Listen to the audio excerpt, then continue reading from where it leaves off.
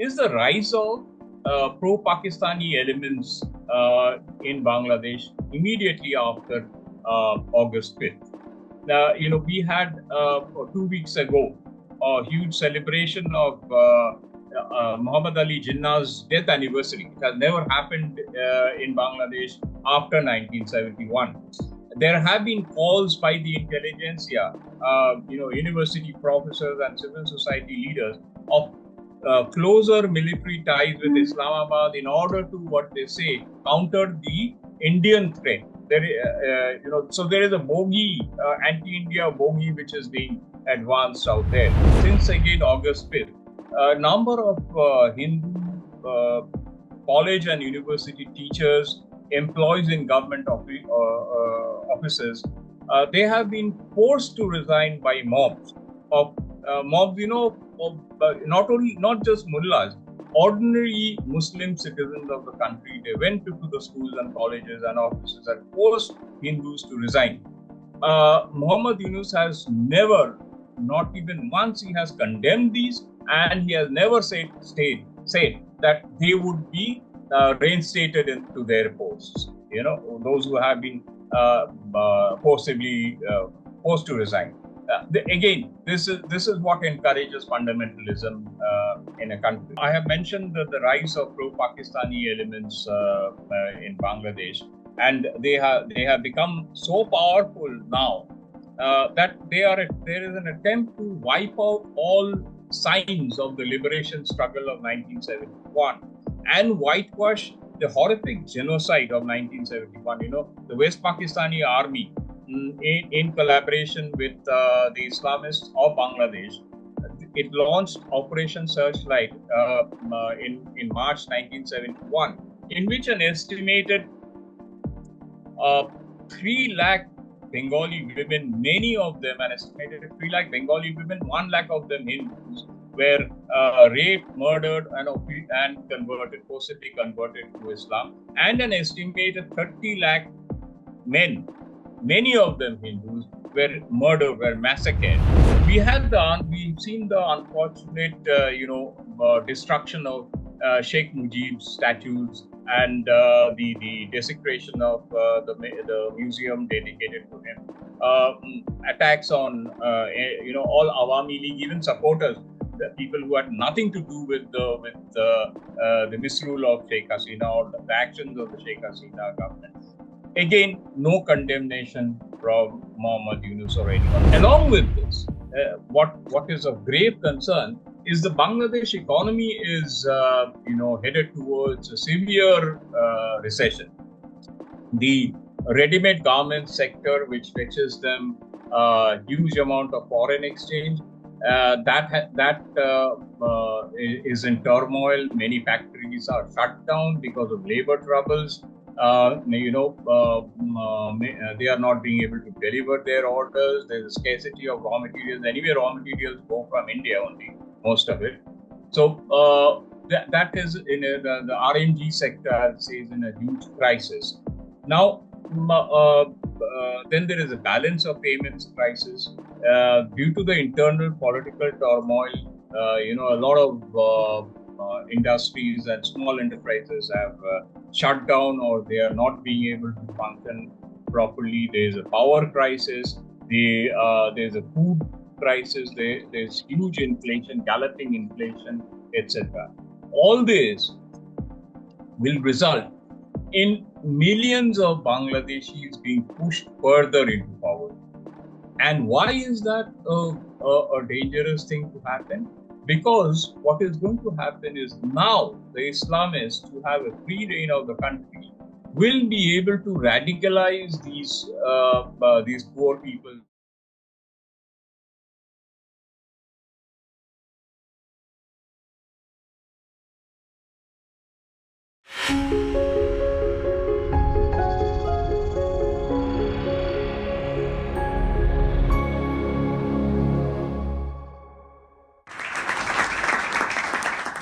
Namaste and welcome to all the viewers that have joined us today. I am Ujasvi Mishra and I welcome you to another episode of Indic Talks organized by Center for Indic Studies.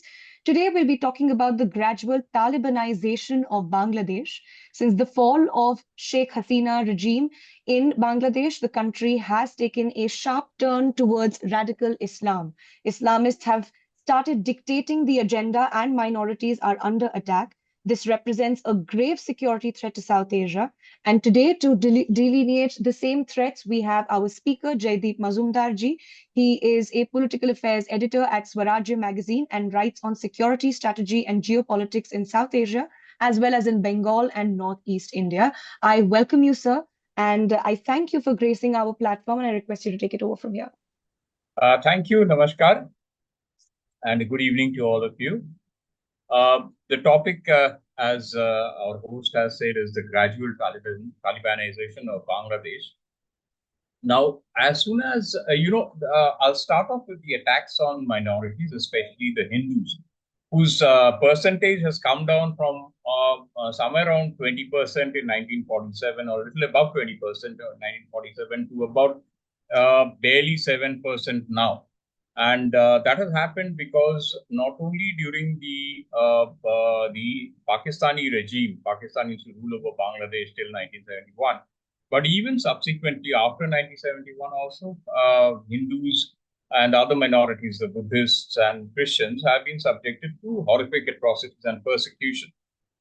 This has happened, let me clarify, during the Sheikh Hasina regime also. This was happening all along. But since August 5th, when Sheikh Hasina was overthrown and she fled to India, the attacks on minorities have increased exponentially. Now, another thing has also happened. During Sheikh Hasina's time, we used to see that, okay, there were attacks on Hindus, there was confiscation or forcible occupation of their properties, etc. But Sheikh Hasina would at least take some administrative action, police action against the perpetrators of such atrocities pretty promptly. Here, what we have seen is since August 5th, till August 20th, according to the apex body of minorities called the Bangladesh Hindu, Buddhist, Christian Unity Council, there have been more than 2,000 cases of attacks documented cases of attacks on minorities in the 15-day period. Since August 20th, there have been around about an estimated 5,000 more. Mohammed Yunus, who chairs the interim government now, the chief advisor, as they call him, instead of condemning it, instead of taking any action against that, he has actually condoned the attacks, and he has tried to whitewash them by saying that these are highly exaggerated and they are the handiwork of Indian media, etc. Despite all documented evidence coming out of that country. And so, he very blithely says that it is, these are all exaggerated reports and such things are not happening. This is in itself a direct encouragement to the Islamists, to the radical Islamists of Bangladesh. Now, another thing which has happened immediately after the Sheikh Hasina regime fell was the release of Islamists, of Islamic terrorists belonging to various groups like the Al-Qaeda in the Indian subcontinent, the Ansarullah Bangla team, and various other Islamic terror outfits. They have been released from prison on the grounds that they were falsely accused and they were jailed by the Sheikh Hasina regime. Now, this shows clearly that the Mohammed Yunus regime, the caretaker regime, is lurching towards fundamentalism. It is in the grip of fundamentalists. In fact, the caretaker regime has been infiltrated by a large number of Islamic fundamentalists. And immediately on their release from prison, these fundamentalists have been regrouping. They have been making anti-Hindu statements. They have been making anti-Indian statements. And as I said, that is why this poses a grave security threat for India. I'll come to that a bit later. Now, another thing that has happened is Hasina used to, she had cracked down on the Bangladesh Nationalist Party, her primary political rival, and its Islamist ally, which was the Jamaat-e-Islami Bangladesh. And she went down a very dangerous path, and she patronized, started propping up and patronizing another fundamentalist group called the Hifazat-e-Islam in Bangladesh.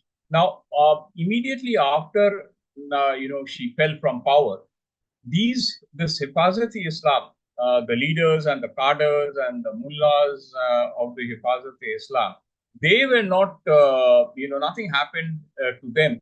In fact, what happened was they joined forces with the Jamaat-e-Islam, and Islamists became a huge and potent political force in the country, a very, very powerful political force they have become, because they have all joined hands after the fall of the Sheikh Hasina government. Another interesting development, which bodes ill for not only Bangladesh but the entire subcontinent, is the rise of pro-Pakistani elements in Bangladesh immediately after August 5th. We had 2 weeks ago a huge celebration of Muhammad Ali Jinnah's death anniversary. It has never happened in Bangladesh after 1971. There have been calls by the intelligentsia, university professors and civil society leaders of closer military ties with Islamabad in order to, what they say, counter the Indian threat. So there is a bogey, anti-India bogey, which is being advanced out there. The Urdu service in Bangladesh radio and television has been revived. Very ironic and very unfortunate, because it was the imposition of Urdu by Jinnah which has actually led to the rise of Bengali nationalism and ultimately the formation of Bangladesh in 1971. But now no one is batting an eyelid about the resumption of Urdu service, etc. Be it Muhammad Yunus, be it his other advisors, be it the student leaders who led the movement for resumption of restoration of so-called restoration of democracy. None of them are saying anything about all these happenings, very disturbing happenings in the country. They have, as I have already mentioned, they have not condemned the atrocities on minorities and also the activities of pro-Pakistani elements. The rise of Islamic fundamentalism, another indication is that increasing calls for restriction of Hindu festivities and festivals, like a very senior advisor to the caretaker regime. An advisor is equivalent to a minister. He said that just the other day that Hindus should, during the Durga Puja festival, which is coming now in the second week of October, the blowing of conch shells, the beating of drums, and the ringing of bells, which are an essential part of the puja, those have to be suspended from 5 minutes before namaz and the entire duration of the namaz. And again, I'm saying Muhammad Yunus and the others who are, who try to image. Muhammad Yunus is now in the US, and he's trying to portray the image of a big liberal. They never condemned any such things. At home, he's very happy that Hindus are subjugated and persecuted and killed and raped and forcibly converted to Islam. When he goes to the West, he portrays an entirely different image. And that is, again, another reason why the Islamists are gaining ground in Bangladesh. We have seen last week, there were horrific attacks on Buddhists, Chakmas, in the Chittagong hill tracts. Though the number of killed is not much, around about 5, but hundreds have been rendered homeless, their properties forcibly occupied by Muslim settlers, and the army, which has been given magisterial powers now. the army aided and abetted the attacks on the Buddhists, on the Chakmas in the Chittagong Hill tract. So it is not only the Hindus but also Buddhists and Christians. Many Christian families have been attacked in in Sylhet and other areas which border Meghalaya. There are lots of Garos and Khasi tribals who are Christians out there, residents of those areas in northern Bangladesh, and they have come under attack as well. There have been since again August 5th, a number of Hindu college and university teachers, employees in government offices, they have been forced to resign by mobs of not just mullahs, ordinary Muslim citizens of the country. They went to the schools and colleges and offices and forced Hindus to resign. Muhammad Yunus has never, not even once, he has condemned these, and he has never said that they would be reinstated into their posts. Those who have been forcibly forced to resign. Again, this is what encourages fundamentalism in a country. What is also, I have mentioned the rise of pro-Pakistani elements in Bangladesh, and they have become so powerful now that there is an attempt to wipe out all signs of the liberation struggle of 1971 and whitewash the horrific genocide of 1971. The West Pakistani army, in collaboration with the Islamists of Bangladesh, it launched Operation Searchlight in March 1971, in which an estimated 3 lakh Bengali women, many of them, an estimated 3 lakh Bengali women, 1 lakh of them Hindus, were raped, murdered, and forcibly converted to Islam, and an estimated 30 lakh men, many of them Hindus, were murdered, were massacred. And that was the country's liberation struggle. We've seen the unfortunate, destruction of Sheikh Mujib's statues and the desecration of the museum dedicated to him. Attacks on all Awami League, even supporters, the people who had nothing to do with the misrule of Sheikh Hasina or the actions of the Sheikh Hasina government. Again, no condemnation from Muhammad Yunus or anyone who is doing it. We must realize that this is not public anger against Sheikh Hasina. This is a game plan of the Islamists who want to take Bangladesh towards radical Islam, become more pro-Pakistan. In fact, Muhammad Yunus, I would say, is aiding this. He is actively colluding with this when he says, for instance, that SARC, the South Asian Association for Regional Cooperation, which India is rightly, ignoring because of Pakistan's depredations, exporting terror. He said that has to be revived. That should be taken as an extremely pro-Pakistan stand by Muhammad Yunus. So the whitewashing of the crimes of the horrific crimes of the genocide of 1971 is another step. The Islamists have long been denying this, that the Pakistani army did anything wrong. And after Muhammad Yunus has come to power, this has again, gained momentum. And I would say, if things continue at this rate, in another couple of years' time, they would be rewriting their history books completely, and they would be saying that none of all this happened, and this was what Hindu India.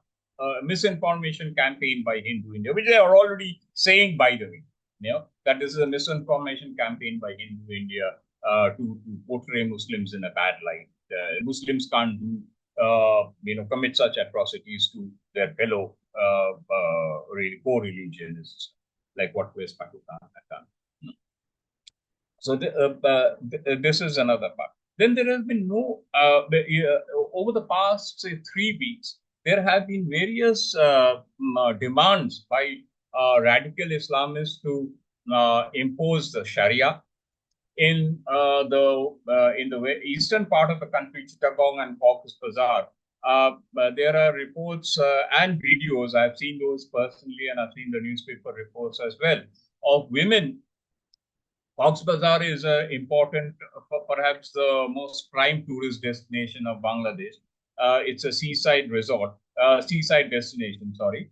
And women out there have been attacked, Muslim women, mind you, have been attacked for not wearing the hijab or wearing the burqa, for having so-called dressed indecently, which the Islamists say indecently, anything which is not, anyone who doesn't put on the hijab is dressed indecently.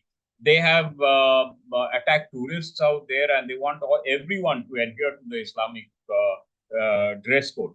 They have, over the last 3 weeks again, they have attacked mazars, the shrines of Peer Babas, which many, the Sufi Islam, they revere the Peer Babas. So, but in radical Salafi Islam, they, worshipping anyone or revering anyone other than the Supreme God is prohibited. So these Islamists have been going around knocking down and demolishing mazars. They have forced, people, religious leaders to ban the playing of music and songs or accompaniment or other accompaniments like the sitar, the harmonica, etc., during religious congregations, etc. They have always been part of religious congregations in Bangladesh, but this is another sign of the gradual Talibanization of Bangladesh. So again, I'll keep on repeating this. Muhammad Yunus and the other advisors, even the so-called liberal students who led the movement, have not issued one word of condemnation against all these attempts that are happening. I'll come to Dhaka University, which right from 1950s onwards has been the center of all movements, of all liberal revolutionary movements in the country. In 1971, students and professors of Dhaka University played a major role in mobilizing masses against the West Pakistani regime. Now, this Dhaka University, about 2 weeks back, the students of Dhaka University wanted to organize a mass marriage of Hindu girls to Muslim men. Hindu girls who were students of the university, and many of them were forcibly detained, and they were told to marry their seniors or their co-students, Muslim students of the university. That created a huge social outrage. Outrage on the social media. Newspapers reported that. Since it was happening in Dhaka, Muhammad Yunus, the government, put pressure on the university to cancel the event. But according to some reports, the event was not publicized, but possible marriages of Hindu girls to Muslims did happen. Dhaka University and the Bangladesh University of Engineering and Technology, called BUET, which is equivalent to what our IITs are in India. There are Islamic State ISIS posters have been put up. Posters, banners, and flags have been put up. Outside departments. I have seen photographs of these posters and banners outside the physics department of Dhaka University, outside the metallurgy department of the Bangladesh University of Engineering and Technology. Again, but the authorities of the two universities did nothing to remove that. It was as if those were sacrosanct and those could not be removed. The police did nothing. The army did nothing. And even as we speak, those posters and banners are still there. No one dares to do anything. No one dares to, remove them or take action against those who have put them up. what is I've given the political background and what is happening in Bangladesh today. What I'm saying is in fact just the tip of the iceberg. What is actually happening in the country is far worse. The minorities are in a terrible state. I have friends out there who constantly keep on updating me about what is happening. It is in fact, Bangladesh is one of the worst places to be a non-Muslim today in the world. Uh, Along with this, what is of grave concern is the Bangladesh economy is headed towards a severe recession. The ready-made garment sector, which fetches them a huge amount of foreign exchange, is in turmoil. Many factories are shut down because of labor troubles. They are not being able to deliver their orders. There's a scarcity of raw materials. Anyway, raw materials go from India only, most of it. So that is in the RMG sector, I'd say, is in a huge crisis. Now, then there is a balance of payments crisis due to the internal political turmoil. A lot of industries and small enterprises have shut down, or they are not being able to function properly. There is a power crisis. There's a food crisis. There's huge inflation, galloping inflation, etc. All this will result in millions of Bangladeshis being pushed further into poverty. And why is that a dangerous thing to happen? Because what is going to happen is now the Islamists who have a free reign of the country will be able to radicalize these poor people more. We have seen all around the world that poverty, provides the best recruits for radical Islam. So this is exactly what is going to happen out there. And they have already started doing this. The Islamists, as I have said, they are blaming the Hindus of Bangladesh and Hindu India for all the troubles that have visited Bangladesh in the recent that are visiting Bangladesh now. So we have a terrible situation in our hand.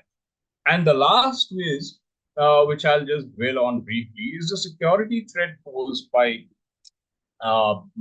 these Islamists. I mean, there are students of Dhaka University, who have come out in processions and they have said, like, they want to, what Sharjeel Imam had said during the Citizenship Amendment Act movement, that you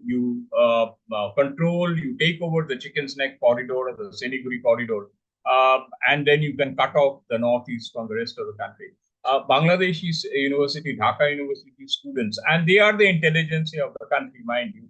They are saying the same thing now. We want to take over. We want to include Northeast India in our country. Now, as it is, they know very well that a large section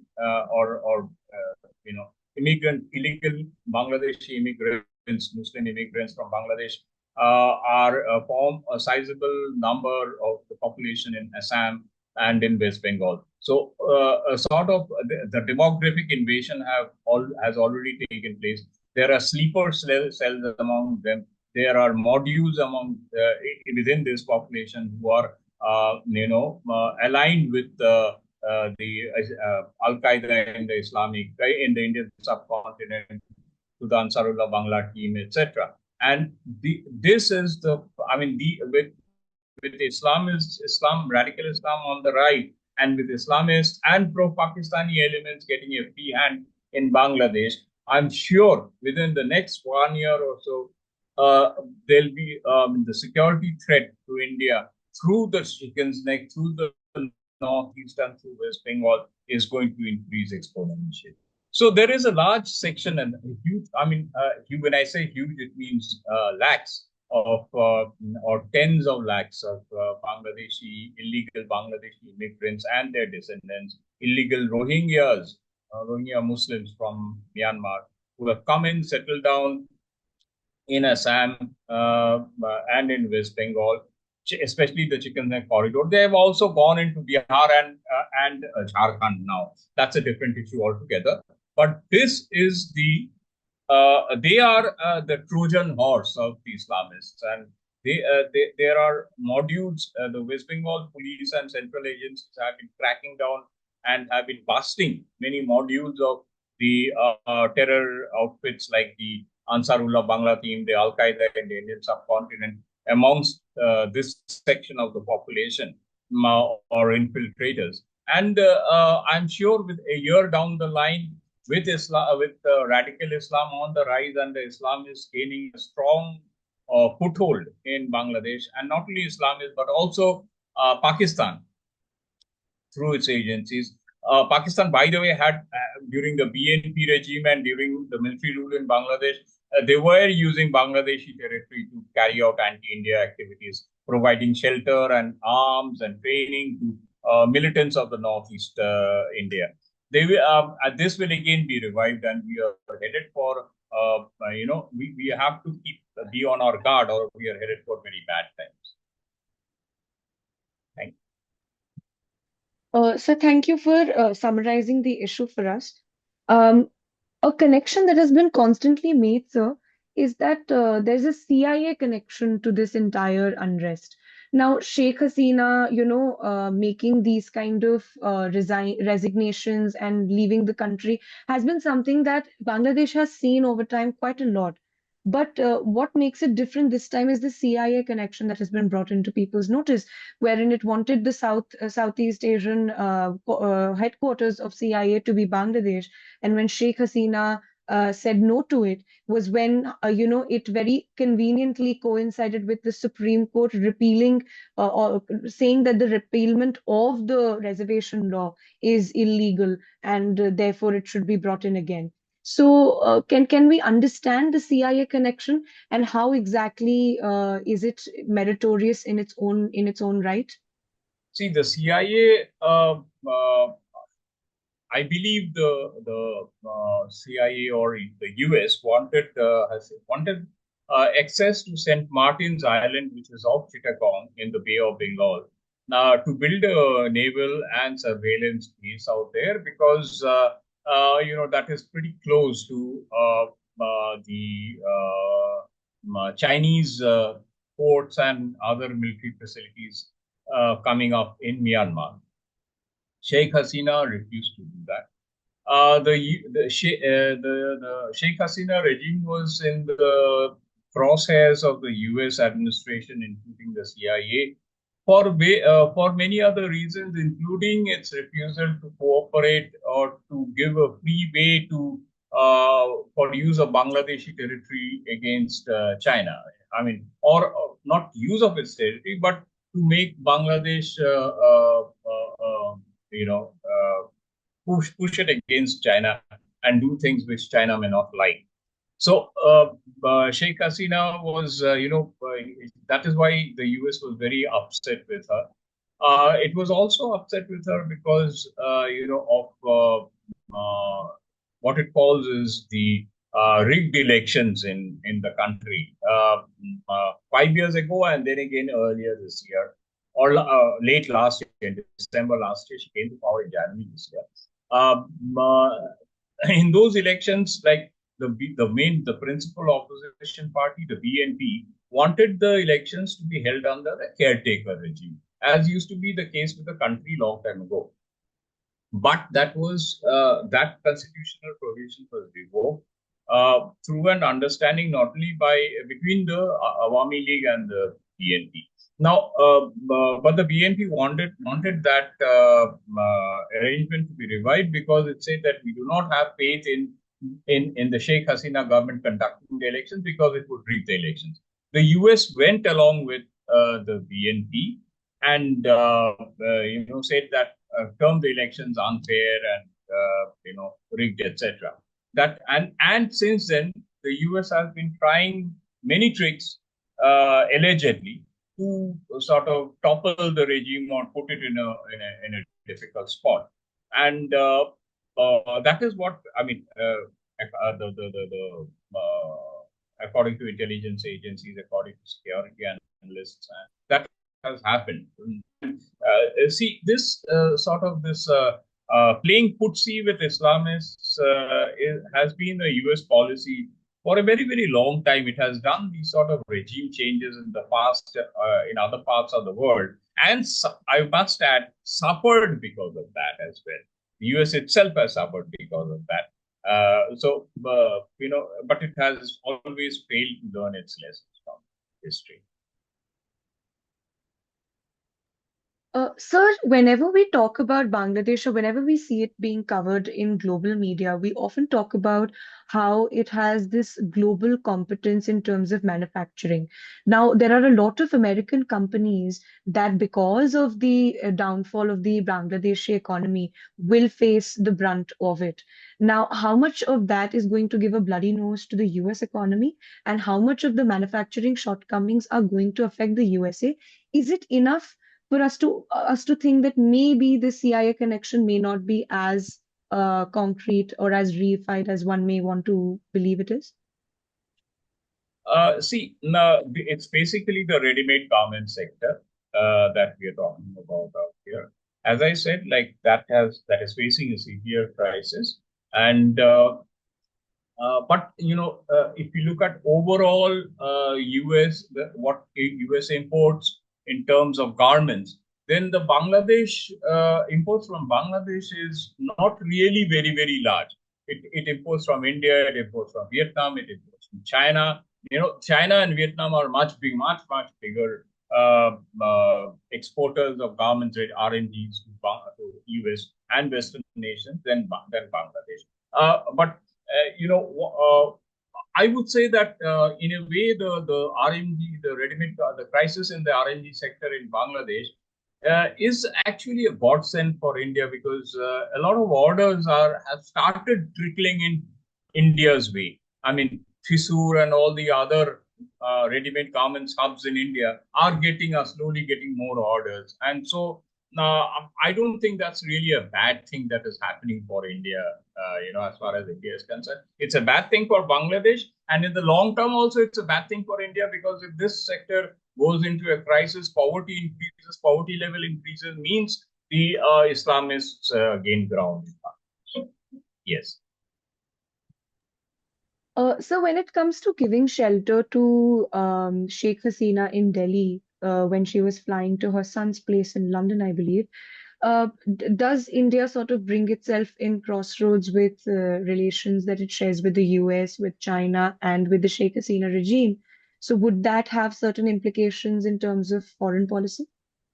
You see, the understanding was that India had to give shelter to Sheikh Hasina. I mean, Sheikh Hasina has been a friend, even if she had not been a real friend. I mean, I'm saying. Then also, it was only right on India's part to give shelter to someone whose life was in imminent danger. It did the right thing, and I think India is on high moral ground because of that. And the understanding was that she would then uh, take immediate refuge in India, and after a few days, she would go off to either the US or the UK or some European nation. Her daughters are and cousins are in Canada. Her son is in the US. Her niece is an MP in UK. A Labour MP in UK. So that was the understanding that she would go off to do. But then those countries did not really want to grant her asylum or give her refuge. So India is actually, I won't use the word stuck with her, but she is stuck in India. And she has nowhere else to go. And it would be completely unacceptable for India to hand her over or extradite her to Bangladesh, given the current conditions in Bangladesh, where she will never ever get a fair trial. Cases have been slapped against her, and not only her, her cabinet ministers, against even journalists, who were well aligned to the earlier regime, of murders, of someone who was shot dead by the police.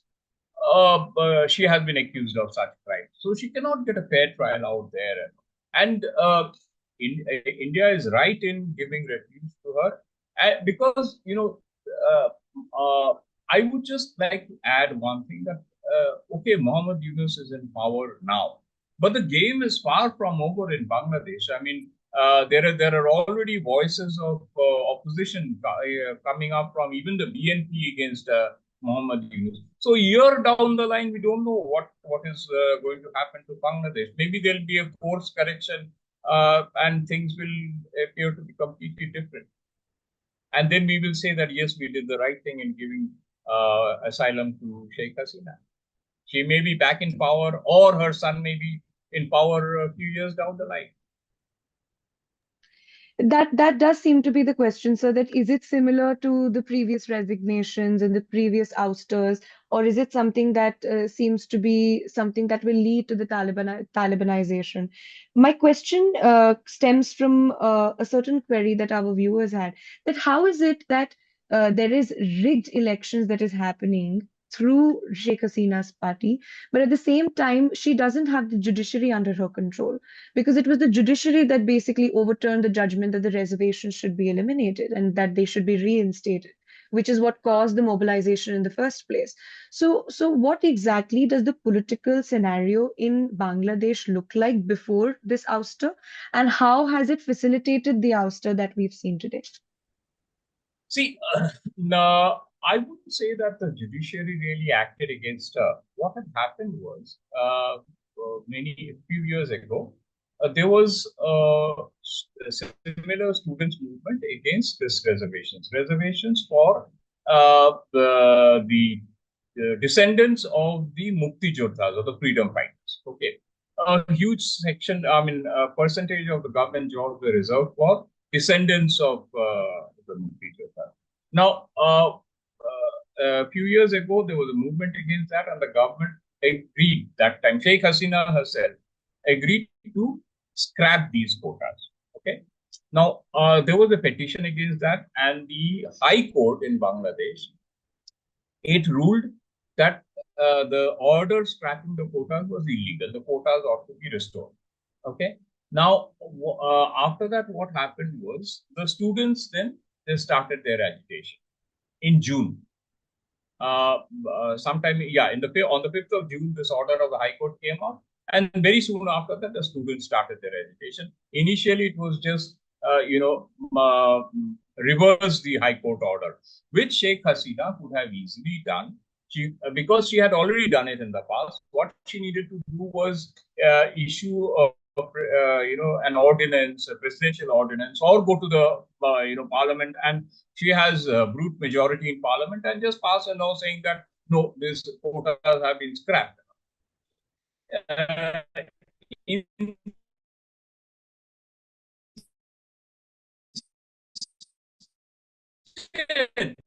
What we said in long time in the relation. So it sort of disregarded the protests, and it kept on disregarding. Then when the protests started gaining ground, because this was, government jobs are the most coveted job. There are very few other jobs in Bangladesh. Government jobs are most, and if a large section of that is to be reserved very undeservingly for descendants of Mukti Jodhas. And there was also a lot of corruption, like jobs under these quotas were being sold off at huge prices, etc.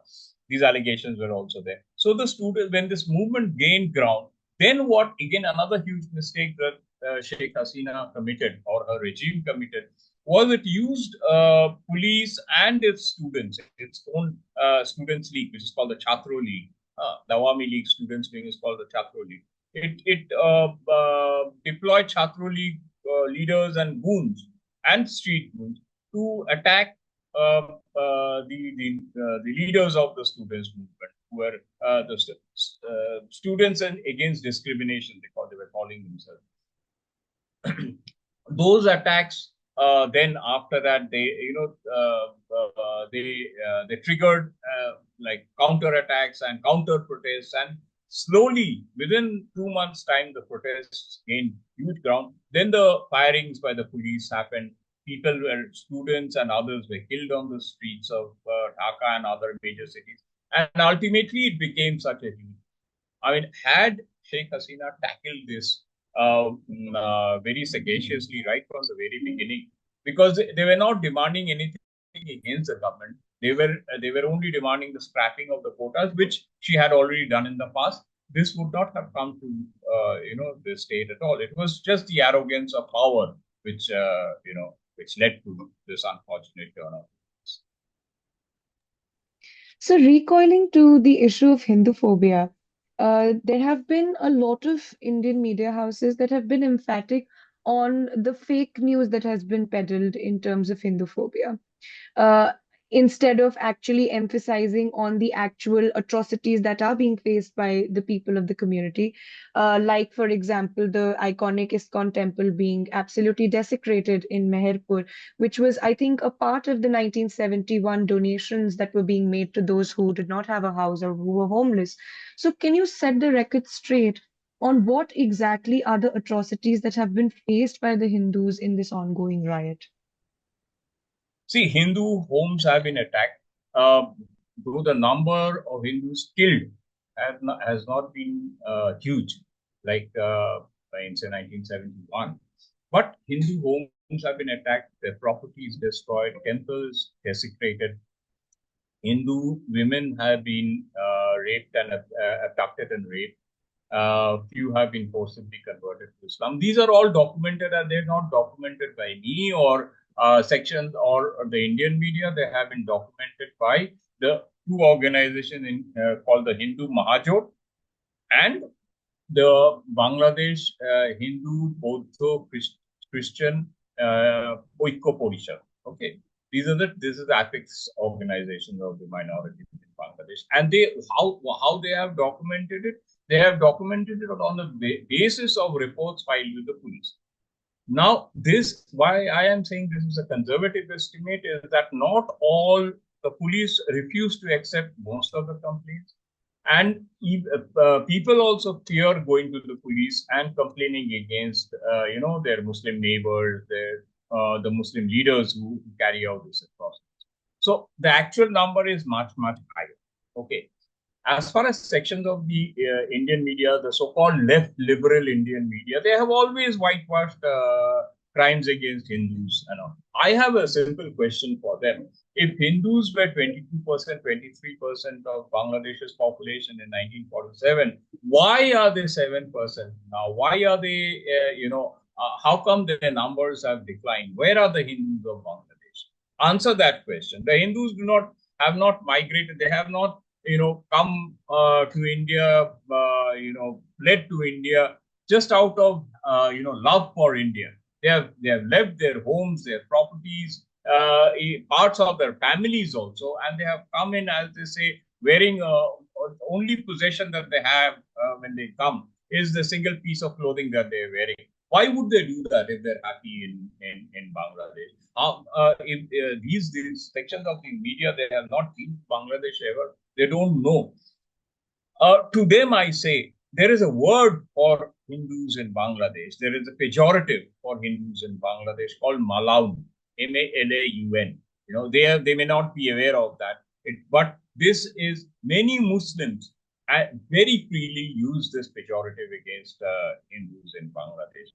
So those who are whitewashing crimes against Hindus, they are not only doing a grave injustice to Hindus, but they're doing a grave injustice to humanity as such. So, with Afghanistan being under the rule of Taliban, with Pakistan being infamous for the kind of terrorist links that it has, and now Bangladesh steadily going towards Talibanization, it seems like India's borders are at an all-time threat of Islamization. So, how exactly are we to look at it from a foreign policy point of view, a security point of view? As well as in the way that because we have such a high majority of Muslims in several areas in our country, how exactly do they react to such kind of riots and such kind of political tensions happening in our neighboring countries? I don't think that the Muslims in, say, West Bengal or Assam, who are originally from Bangladesh, are really concerned about what is happening, or they are apologetic, or they are disturbed about what is happening in Bangladesh. Privately, they may be very happy about what is happening with Bangladesh. Fortunately, India has a lot of leverage over Bangladesh. In terms of the balance of trade is in our favor. We have a lot of security leverage for Bangladesh. Bangladesh may feel that since it is offering trade and transit routes through its own territory, it can always cut off those agreements. I mean, go back on those agreements and deny India trade and transit routes. But as I said, we have a lot of leverage, and I think it is. I think the present government is actually,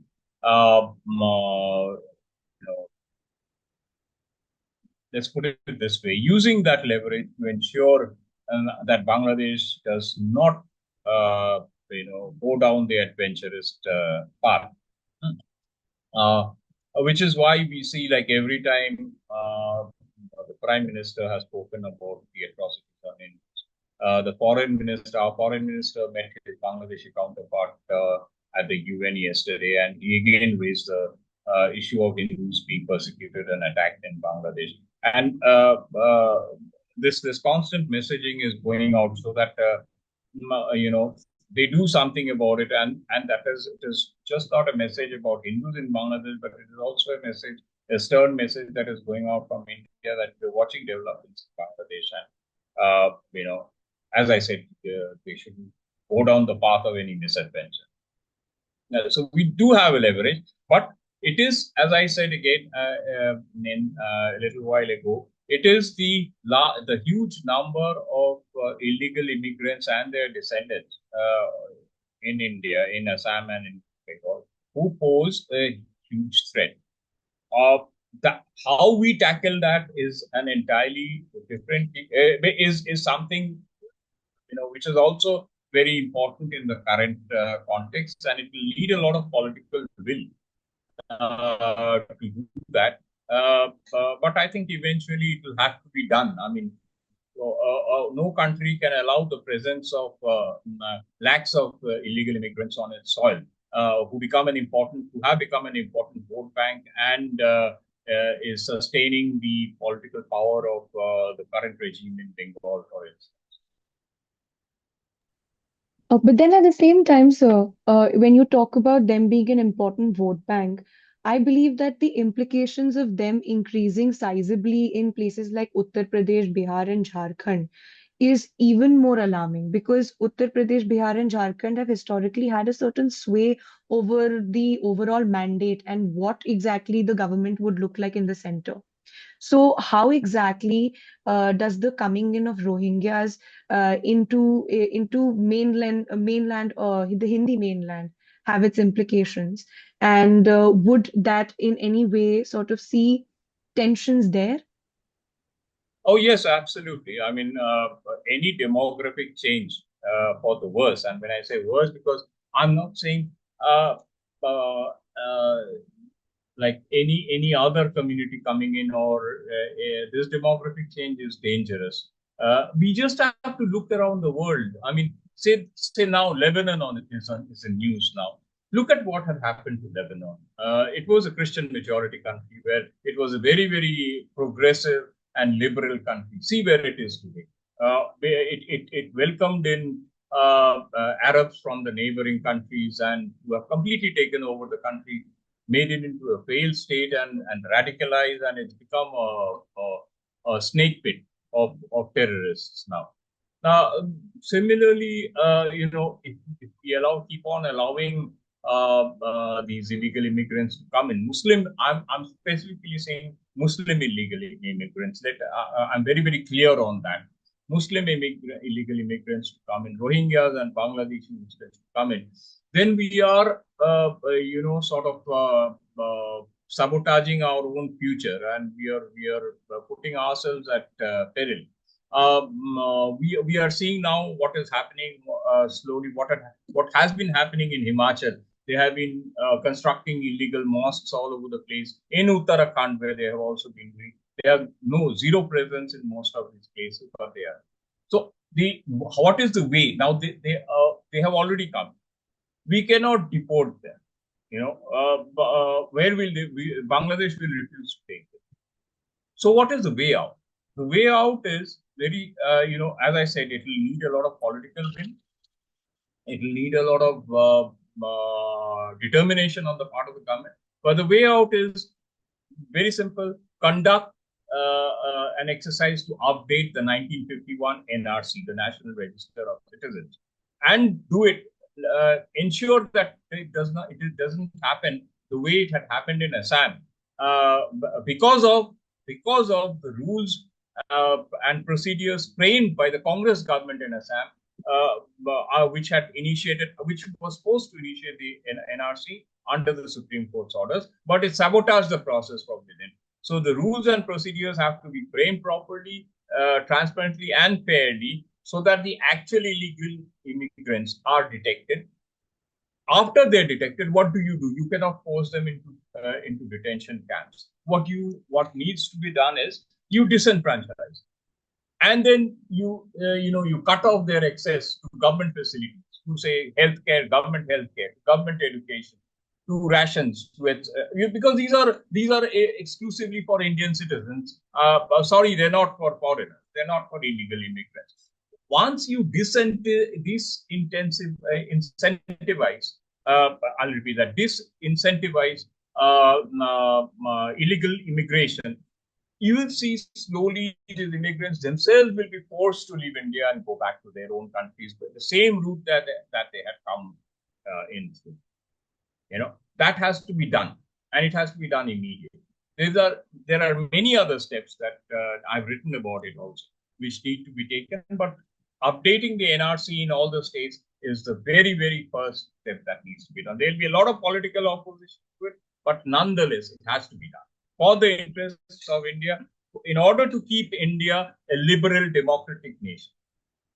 Yeah, and if it's not done immediately, then whatever political perils are to come, it will come because of the vote bank being sizable.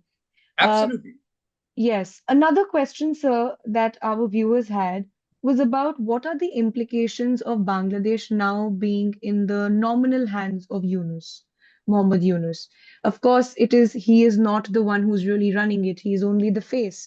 Who is running Bangladesh now? What are the implications of Muhammad Yunus being as the chief advisor in Bangladesh today? Muhammad Yunus is just a mask. He's a mukhota. He's a mukhota for two sets of people.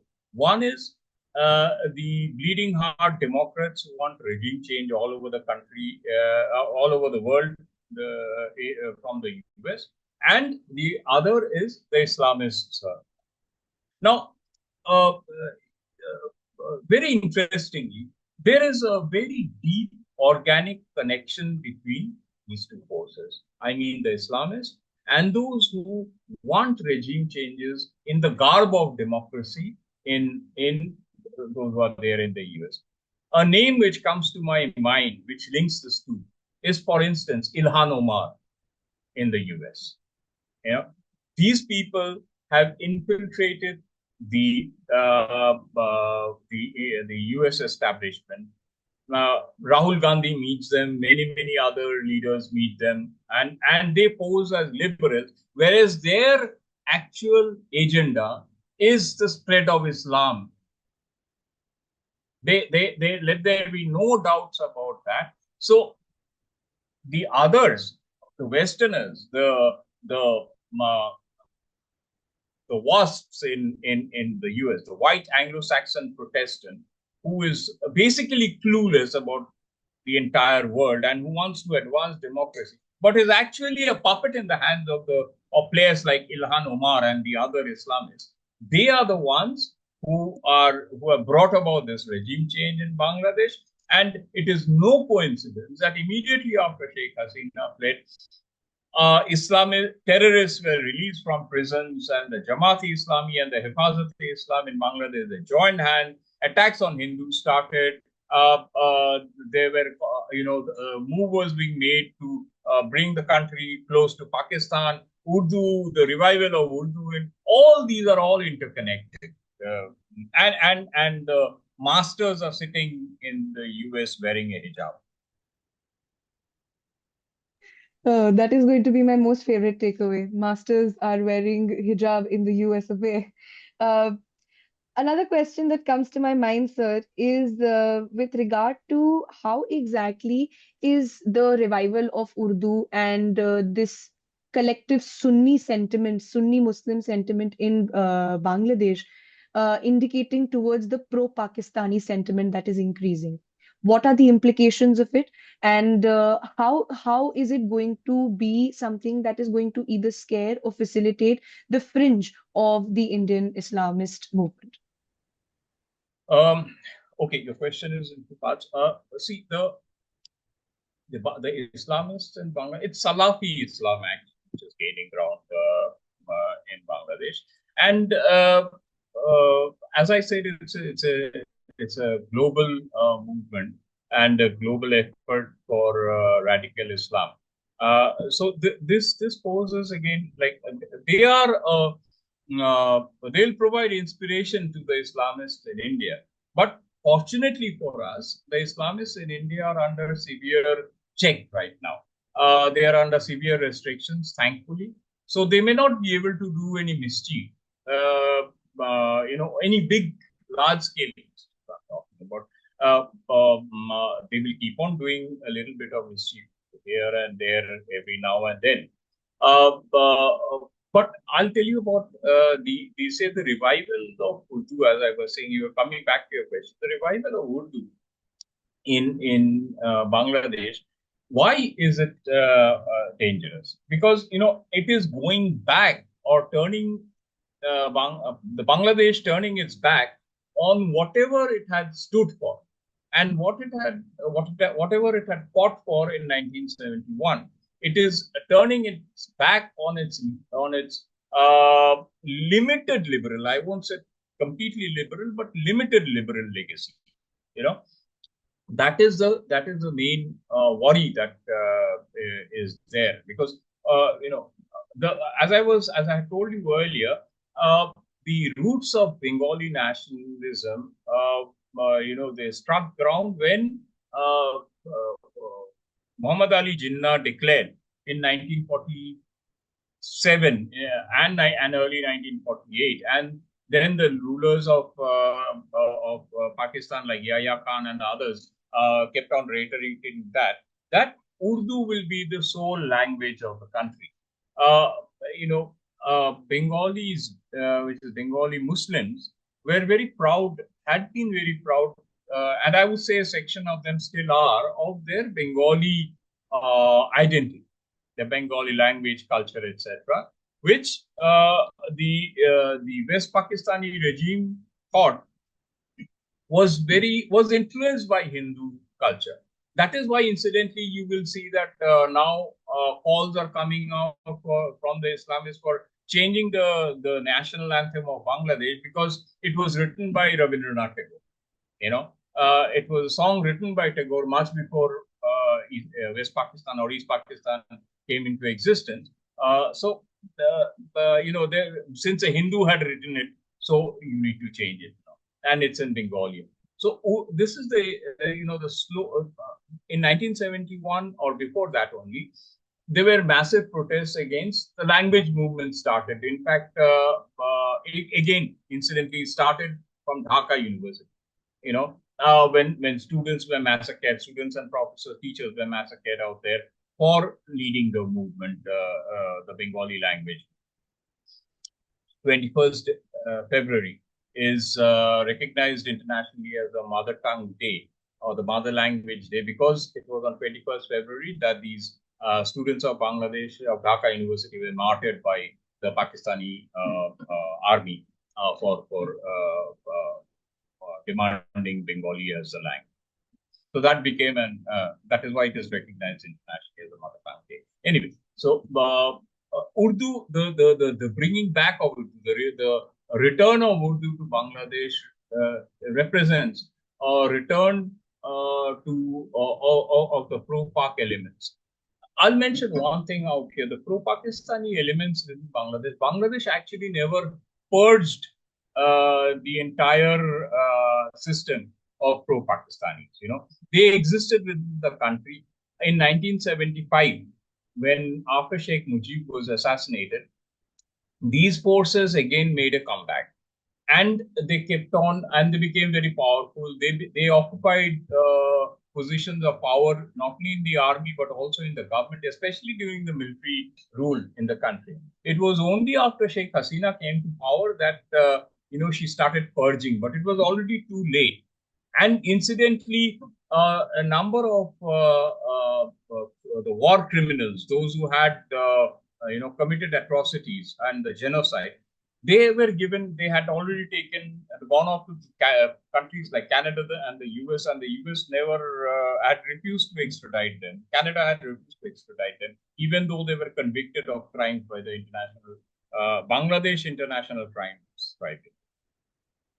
So that is why I say the Islamists were already there, and the return of Urdu is a disturbing development. It shows that Pakistan is trying to gain a backdoor entry to Bangladesh once again. Thank you very much, sir. It was a very insightful session with you. The real masters of Bangladesh are in America wearing a hijab. They never purged the pro-Pakistani elements in Bangladeshi democracy, and America plays footsie with Islamists and suffers itself but never learns. Are, I think, my key highlights of the talk that we've had today. We wish to have many such talks with you, and thank you very much again for telling us what the implications of Talibanization of Bangladesh would look like for India. Thank you. Namaskar. Thank you. Namaste.